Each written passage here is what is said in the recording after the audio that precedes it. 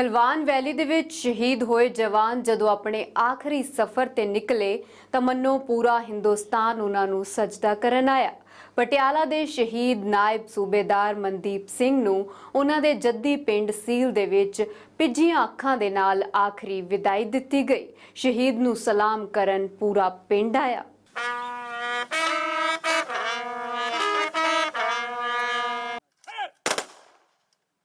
देश के लिए तो शहादत होगी, हमारे तो घर का चिराग बुझ गया ना।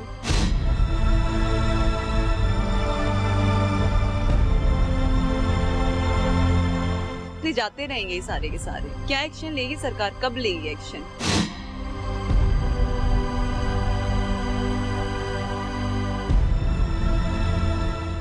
दर्द है, गम है, गुस्सा भी है, मातम भी है ते उन्ना ही मान भी है। वीर सपूतां नूं सलामी देण लई जिवें पूरा हिंदुस्तान इकट्ठा हो गया होवे। दिल च गुस्सा है पर सिर फकर नाल उच्चा है। शहीद जदों आखिरी सफर ते निकले तां मन्नो पिंडां दे पिंड नाल तुरे। आखिरी दर्शनां लई लोग पलकां विछा के इंतजार कर रहे सन। उन्हां वीरां दा जो वर्दी पा के निकले सन ते तिरंगे च लिपट के परते ने।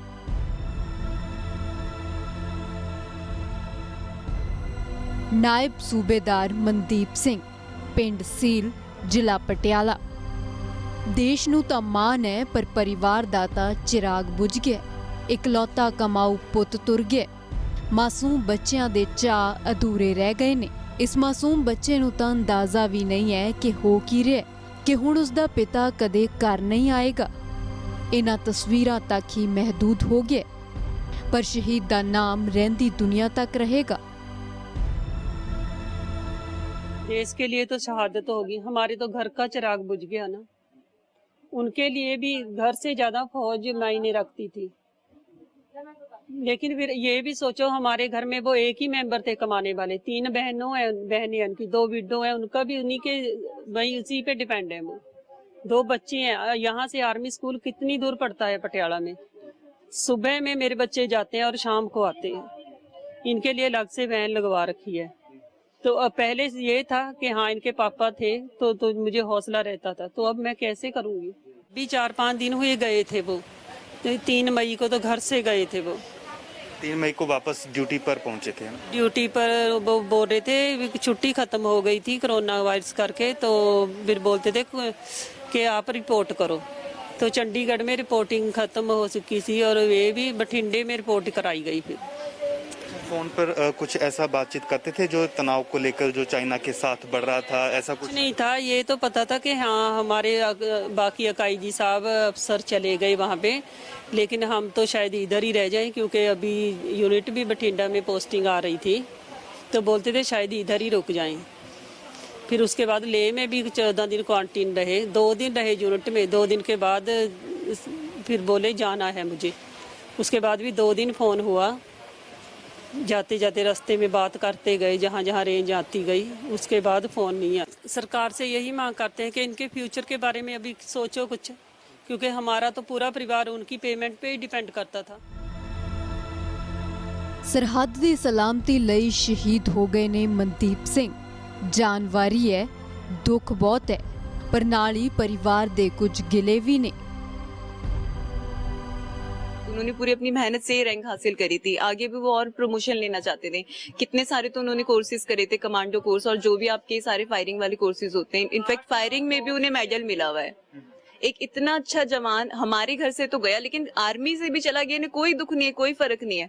और ऐसे कंटिन्यूसली जाते रहेंगे ये सारे के सारे। क्या एक्शन लेगी सरकार, कब लेगी एक्शन? उनके लिए क्या है, वो तैनात कर देते हैं, मर जाए सारे के सारे। कल भी मोदी जी का भाषण सुना मैंने, उन्होंने कहा कि हमारे कुछ जवान मर गए। ठीक है, कहने से आपके कुछ नहीं होता, आपको एक्शन लेने पड़ेंगे। इन चीजों को कहीं ना कहीं रोकना पड़ेगा। डिफेंस को कहीं ना कहीं आपको सेव करना पड़ेगा। आपको तब माना जाएगा कि जब आप शहीद का नाम ना खत्म कर दो कि शहीद कोई नहीं हो रहा, अब हमारे सारे जवान सुरक्षित हैं। ये चीज करनी पड़ेगी उन्हें। इतना एम्युनिशन, इतना पावर, सब कुछ मैन पावर, सब कुछ सप्लाई करना पड़ेगा ताकि वो शहीद ना हो। ये जो हर आए दिन कितने शहीद हो जाते हैं, हर आए दिन कितने शहीद हो रहे हैं, मरे जा रहे हैं। ठीक है, इनके लिए क्या है? इनके लिए तो नाम हो गया कि अमर जवान ज्योति में जाके नाम दे देंगे, कुछ आप गैलेंट्री अवार्ड्स दे देंगे। लेकिन घर वालों का पूछिए, 3 बहनों का 1 भाई, जिसमें से 2 उनकी विडो है सिस्टर्स, ठीक है, 2 बच्चे हैं, मामी जी वर्किंग नहीं है, क्या करेंगे अब ये, फादर उनके हैं नहीं। सिर्फ एक हौसले से मतलब गुनाह कर दिया उन्होंने। इट मीन्स आपने गलती कर दी कि आपने आर्मी ज्वाइन करी। क्यों? क्योंकि सरकार ने सही स्टेप नहीं लिए। और यही हमारे और भाइयों के साथ होता है, और इंडियंस के साथ होता है कि आर्मी ज्वाइन करने का मतलब है कि वो शहादत, आपको शहादत में काउंट हो जाएगा। बाकी लोगों के लिए सोशल मीडिया का पोस्ट बन के रह जाएगा कि we are proud of these soldiers. ਬਹਾਦਰ ਵੀਰ ਦਾ ਪਾਰਥਿਵ ਸਰੀਰ ਜਦੋਂ ਲਦਾਖ ਤੋਂ ਪਟਿਆਲਾ ਦੇ ਪਿੰਡ ਸੀਲ ਪਹੁੰਚਿਆ ਤਾਂ ਸੜਕਾਂ ਦੇ ਕੰਢੇ ਭਿੱਜੀਆਂ ਅੱਖਾਂ ਨਾਲ ਖੜੇ ਲੋਕਾਂ ਨੇ ਸੀਸ ਨਿਵਾਇਆ। उनकी 1 हफ्ता पहले घर से बात हुई थी, क्योंकि मैं उसमें कम्युनिकेशन का साधन नहीं आगे ले तक बात होती है, लेके चाइना बॉर्डर पे जाते हैं वहाँ पे कोई इसका अपना मोबाइल का कोई मतलब कम्युनिकेशन का साधन नहीं है, ओनली सरकारी फ़ोन से बात होती थी, लेकिन घर में नहीं बात होती। 16 साल की लड़की है और 11 साल का लड़का है। तो स्टडी कर रहे हैं अभी? हाँ, अभी वो पढ़ रहे हैं। तो सर परिवार की तरफ से क्या मांग है सरकार को, जो भी कार्रवाई हुई जहाँ चाइना के साथ जो भी डिस्प्यूट हुआ? उसके लिए हमारी मांग तो कुछ नहीं है, हम तो ये बोलते हैं ये चाइना के बॉर्डर पे हो रहा है, जहाँ बोलते हैं LAC बोल रहे हैं, उसके ऊपर एक हमारी पक्की मार्किंग होनी चाहिए, या उसमें फेंसिंग लगनी चाहिए, चाहे उसमें दीवार लगनी चाहिए, जो कि हमेशा हर साल उसमें कैजुअल्टी होती है, धक्कम चुका होती है, 2 साल निकलते हैं फिर धक्का धक्की हो जाती है, उसमें LOC बनना चाहिए परमानेंट। तो ये थे शहीद मनदीप सिंह, जो पटियाला के राजपुरा के गांव सील के रहने वाले थे। चाइना के साथ जो झड़प हुई उसमें शहीद हुए। ਰਾਜਪੁਰਾ ਦਾ ਪਿੰਡ ਸੀਲ ਨਮ ਅੱਖਾਂ ਤੇ ਭਰੇ ਦਿਲ ਨਾਲ ਸ਼ਹੀਦ ਨੂੰ ਆਖਰੀ ਸਜਦਾ ਕਰਨ ਆਇਆ ਤਾਂ ਚਾਰੋਂ ਪਾਸੇ ਇੱਕੋ ਹੀ ਆਵਾਜ਼ ਸੁਣਾਈ ਦਿੱਤੀ ਕਿ ਅਮਰ ਰਹੇ ਸ਼ਹੀਦ ਮਨਦੀਪ ਸਿੰਘ। ਸਾਂਝਾ ਸਪੈਸ਼ਲ ਦੇ ਵਿੱਚ ਫਿਲਹਾਲ ਵੇਲਾ ਇੱਕ ਛੋਟੇ ਜਿਹੇ ਬ੍ਰੇਕ ਦਾ, ਮਿਲਦੇ ਹਾਂ ਬ੍ਰੇਕ ਦੇ ਉਸ ਪਾਰ।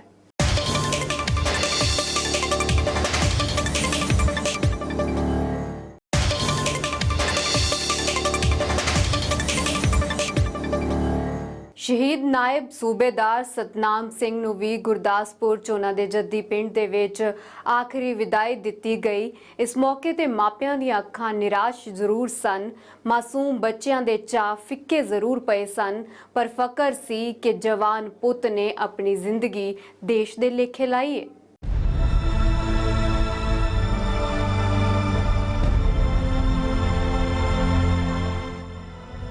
ਦੋਵਾਂ ਨੇ ਕਦੇ ਸੋਚਿਆ ਵੀ ਨਹੀਂ ਸੀ ਕਿ ਪਾਪਾ ਜਦੋਂ ਅਗਲੀ ਵਾਰ ਆਉਣਗੇ ਤਾਂ ਇਉਂ ਮਿਲਾਂਗੇ। ਪਿਤਾ ਨੂੰ ਆਖਰੀ ਵਿਦਾਈ ਦੇ ਰਹੇ ਬੱਚੇ, ਤਸਵੀਰਾਂ ਦਿਲ ਕੰਬਾ ਦੇਣ ਵਾਲੀਆਂ ਨੇ। ਬਹਾਦਰ ਸਤਨਾਮ ਸਿੰਘ ਤਿਰੰਗੇ 'ਚ ਲਿਪਟ ਕੇ ਪਰਤੇ। ਇਸ ਮੌਕੇ ਸ਼ਹੀਦ ਦੀ ਅਰਥੀ ਨੂੰ ਮੋਢਾ ਦੇਣ ਲਈ ਪੂਰਾ ਭੋਜਪੁਰ ਪਿੰਡ ਪਹੁੰਚਿਆ। ਭੀੜ ਇੰਨੀ ਸੀ ਕਿ ਤਿਲ ਸੁੱਟਣ ਨੂੰ ਥਾਂ ਨਹੀਂ ਸੀ। ਵੀਰ ਜਵਾਨ ਜੋ ਆਇਆ ਸੀ ਦੁਸ਼ਮਣਾਂ ਦੇ ਦੰਦ ਖੱਟੇ ਕਰਕੇ। ਛੋਟਾ ਭਰਾ ਵੀ ਫੌਜ ਵਿੱਚ ਹੈ, ਜਿਸ ਨੂੰ ਮਾਣ ਹੈ ਆਪਣੇ ਭਰਾ ਦੀ ਸ਼ਹਾਦਤ ਤੇ। ਜਾਂਦੇ ਵੇਲੇ ਬੇਟੇ ਤੇ ਛੋਟੇ ਵੀਰ ਨੇ ਸ਼ਹੀਦ ਸਤਨਾਮ ਸਿੰਘ ਨੂੰ ਮੁੱਖ ਅਗਨੀ ਦਿੱਤੀ।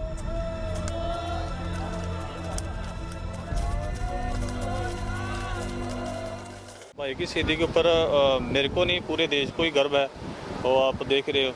और मेरे को बहुत ज़्यादा मान है कि मेरा भाई जो है देश के लिए कुर्बान हुआ, तो हमारे को मेरे भाई की शहीदी से मेरे को ये प्रेरणा मिलती है कि मैं भी देश के लिए कुर्बान होने के लिए तैयार हूँ। और कभी भी चाइना के साथ या किसी भी मतलब देश के साथ सामना होगा तो मैं भी जुड़ने के लिए तैयार हूँ। ਆਖਰੀ ਵਾਰ ਵੀਰ ਦੇ ਕਹੇ ਬੋਲਾਂ ਤੇ ਭਰਾ ਵੀ ਅਡਿੱਗ ਰਿਹਾ। ਕਿਹਾ ਸੀ ਫਿਕਰ ਨਾ ਕਰਨਾ।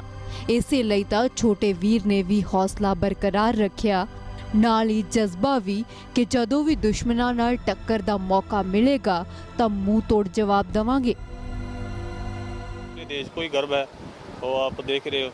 और मेरे को बहुत ज़्यादा मान है कि मेरा भाई जो है देश के लिए कुर्बान हुआ, तो हमारे को मेरे भाई की शहीदी से मेरे को ये प्रेरणा मिलती है कि मैं भी देश के लिए कुर्बान होने के लिए तैयार हूँ। लड़की है, बड़ी है, 19 साल की है, और लड़का है 18 साल का, और उसकी वाइफ है, और फादर मदर उनके साथ रहते हैं। आपसे सर आखिरी बार कब बात हुई थी सतनाम सिंह? आखिरी बार लगभग 3-4 दिन पहले मेरी बात हुई उसके साथ, और बस राजी बाजी बात होती थी, ठीक ठाक है, और बाकी कुछ नहीं। उन्होंने बताया था कुछ कि जो लद्दाख की वैली में टेंशन माहौल चल रहा है, इसके नहीं, ऐसा कुछ नहीं बताया था उन्होंने ये बोला था कि हम कहीं जा रहे हैं और बात नहीं हो पाएगी, फिक्र नहीं करना। इतना मतलब एक सदमा होता है, और परिवार को सदमा संभलने के लिए सरकार उसका जो भी बनता है उसको देना चाहिए, पहली बात तो। दूसरा ये है कि सरकार को मेरी ये मांग है कि चाइना के साथ पूरा जो है उसका बाइकाट किया जाए, और चाइना को सबक सिखाने के लिए अच्छी साजिश रची जाए। चाइना को सबक सिखाया। सतनाम सिंह हमारे जो पूरे परिवार में से कि नहीं, पूरे रिश्तेदारी में से एक ही मतलब पहले फौजी है ये, और मतलब कि पहले फौजी है और पहले शहीद है। तो अभी आपके परिवार में और कौन जाना चाहता है भारतीय सेना में देश की सेवा के लिए, अगर कोई जाना चाहता है? हाँ, पहली बात तो मैं फौज में मतलब कि नौकरी कर रहा हूँ। आप खुद फौज में हो? हाँ, मैं फौज में हूँ, और मेरा लड़का भी फौज में जाना चाहता है, और मेरा जो सतनाम सिंह का लड़का है वो भी फौज में जाना चाहता है, लेकिन हम उनको भी प्रेरणा करेंगे भी वो। ਸਰਕਾਰੀ ਸਨਮਾਨਾਂ ਨਾਲ ਸੂਬੇਦਾਰ ਸਤਨਾਮ ਸਿੰਘ ਨੂੰ ਸ਼ਰਧਾਂਜਲੀ ਦਿੱਤੀ। ਇਸ ਮੌਕੇ ਤੇ ਮੰਤਰੀ ਤੋਂ ਲੈ ਕੇ ਪ੍ਰਸ਼ਾਸਨਿਕ ਅਫਸਰ ਮੌਜੂਦ ਰਹੇ। ਦਾਅਵਾ ਕੀਤਾ ਕਿ ਪਰਿਵਾਰ ਦੇ ਨਾਲ ਖੜੇ ਹਨ ਅਤੇ ਚੀਨ ਨੂੰ ਇਸ ਕਾਇਰਾਨਾ ਹਰਕਤ ਦਾ ਅੰਜਾਮ ਭੁਗਤਣਾ ਹੋਏਗਾ।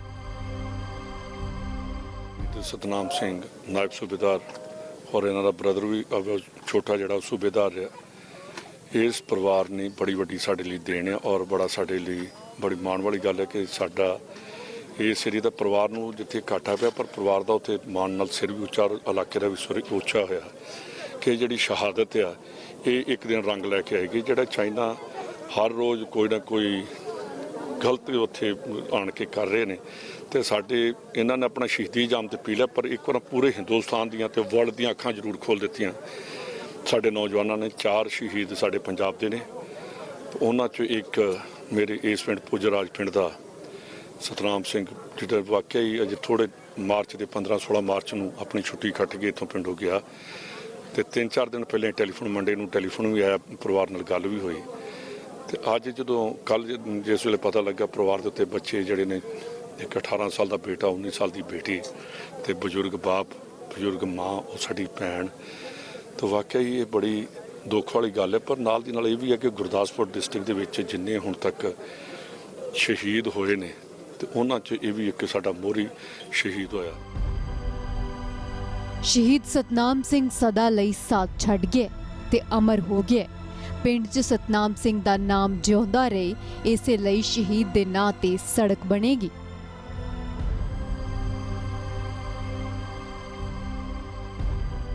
आज परिवार ने मुझे कुछ बातें और सामने रखी हैं कि एक तो उनके नाम पे गेट बनना चाहिए, तो गेट की मंजूरी मैंने दे दी है।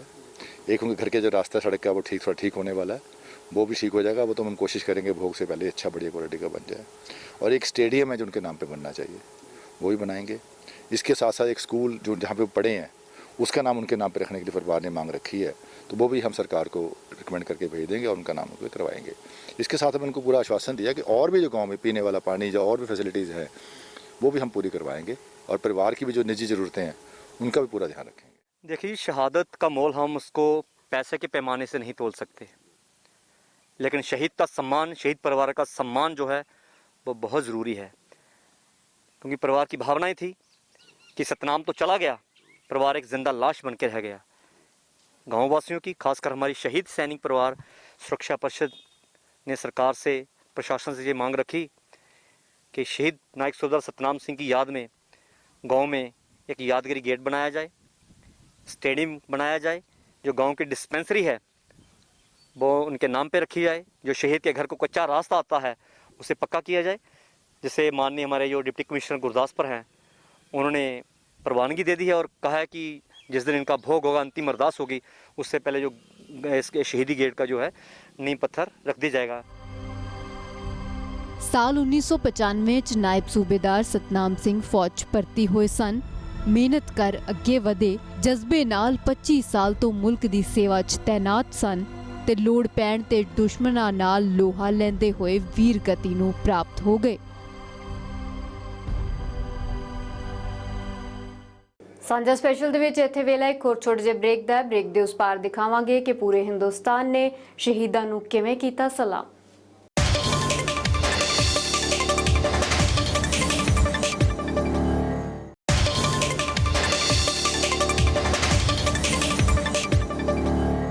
ਸ਼ਹੀਦ ਕਰਨਲ ਸੰਤੋਸ਼ ਬਾਬੂ ਹੋਣ ਜਾਂ ਫਿਰ ਬਿਹਾਰ ਦੇ ਸ਼ਹੀਦ ਸੁਨੀਲ, ਦੇਸ਼ ਦੇ ਕੋਨੇ-ਕੋਨੇ ਦੇ ਵਿੱਚ ਸ਼ਹੀਦਾਂ ਦੀ ਸ਼ਹਾਦਤ ਨੂੰ ਸਲਾਮ ਕੀਤਾ ਗਿਆ।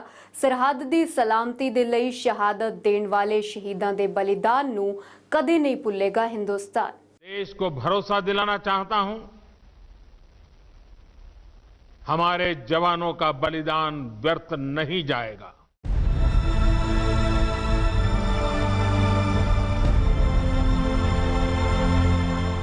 ਉਹ ਦੁਸ਼ਮਣਾਂ ਨੂੰ ਮਾਰਦੇ ਮਾਰਦੇ ਦੇਸ਼ ਤੋਂ ਮਰ ਮਿਟੇ। ਇਹ ਜੈਕਾਰੇ, ਇਹ ਸਲਾਮੀ ਨਮਨ ਹੈ ਉਹਨਾਂ ਸ਼ਹੀਦਾਂ ਦੀ ਸ਼ਹਾਦਤ ਨੂੰ ਜੋ LAC ਤੇ ਦੁਸ਼ਮਣਾਂ ਨੂੰ ਖਦੇੜ ਕੇ ਆਏ। ਜਦੋਂ ਪਿੰਡ ਮੁੜੇ ਤਾਂ ਪਰਿਵਾਰ ਦੇ ਨਾਲ-ਨਾਲ ਸਾਰਾ ਪਿੰਡ ਰਾਹ 'ਚ ਅੱਖਾਂ ਵਿਛਾ ਕੇ ਇੰਤਜ਼ਾਰ ਕਰ ਰਿਹਾ ਸੀ। ਕਮਾਂਡਿੰਗ ਆਫੀਸਰ ਕਰਨਲ ਸੰਤੋਸ਼ ਬਾਬੂ ਤੇਲੰਗਾਨਾ ਦੇ ਸੂਰਿਆਪੇਟ 'ਚ ਜਦੋਂ ਆਖਰੀ ਸਫ਼ਰ ਤੇ ਨਿਕਲੇ ਤਾਂ ਮੰਨੋ ਸਾਰਾ ਸ਼ਹਿਰ ਨਾਲ ਤੁਰ ਪਿਆ। ਪਿਤਾ ਨੇ ਪੁੱਤ ਗਵਾਇਆ, ਪਰ ਮਾਣ ਹੈ ਕਿ ਕਰਨਲ ਸੰਤੋਸ਼ ਬਾਬੂ ਨੇ ਭਾਰਤ ਮਾਂ ਦਾ ਪੁੱਤ ਹੋਣ ਦਾ ਫਰਜ਼ ਬਾਖੂਬੀ ਅਦਾ ਕੀਤਾ।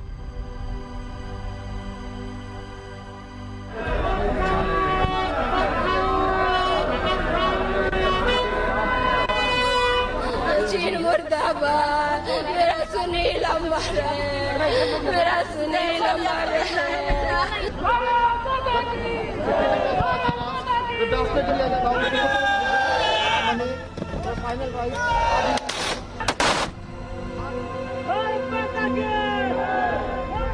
ਬਿਹਾਰ ਦੇ ਸੁਨੀਲ ਨੂੰ ਜਦੋਂ ਗੰਗਾ ਦੇ ਕਿਨਾਰੇ ਆਖਰੀ ਵਿਦਾਈ ਦਿੱਤੀ ਜਾ ਰਹੀ ਸੀ ਤਾਂ ਉਸ ਵੇਲੇ ਅਸਮਾਨ ਵੀ ਰੋ ਰਿਹਾ ਸੀ ਤੇ ਉੱਥੇ ਮੌਜੂਦ ਲੋਕ ਵੀ। ਸਰਕਾਰੀ ਸਨਮਾਨਾਂ ਦੇ ਨਾਲ ਸ਼ਹੀਦ ਨੂੰ ਵਿਦਾ ਕੀਤਾ ਗਿਆ। 6ਵੀਂ ਜਮਾਤ 'ਚ ਪੜ੍ਹਨ ਵਾਲੇ ਬੇਟੇ ਨੇ ਆਪਣੇ ਪਿਤਾ ਦੀ ਚਿਖਾ ਨੂੰ ਮੁੱਖ ਅਗਨੀ ਦਿੱਤੀ ਤਾਂ ਭਾਰਤ ਮਾਤਾ ਦੇ ਜੈਕਾਰਿਆਂ ਨਾਲ ਸਾਰਾ ਇਲਾਕਾ ਗੂੰਜ ਉੱਠਿਆ।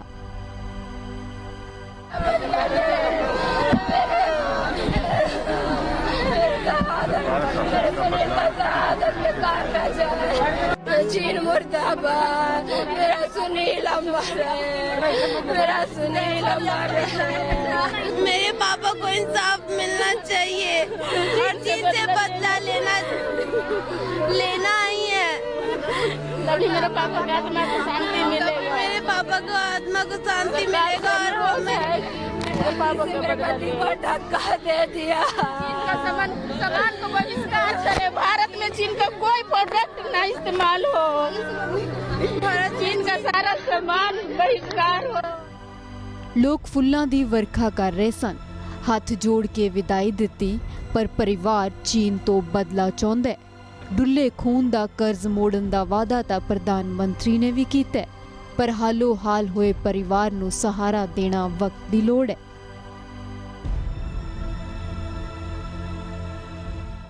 ਸਾਂਝਾ ਸਪੈਸ਼ਲ ਦੇ ਵਿੱਚ ਅੱਜ ਦੇ ਲਈ ਇੰਨਾ ਹੀ। ਮੈਨੂੰ ਦਿਓ ਇਜਾਜ਼ਤ। ਪਰੀ BP ਸਾਂਝਾ ਤੇ ਖਬਰਾਂ ਦਾ ਸਿਲਸਿਲਾ ਲਗਾਤਾਰ ਜਾਰੀ ਹੈ।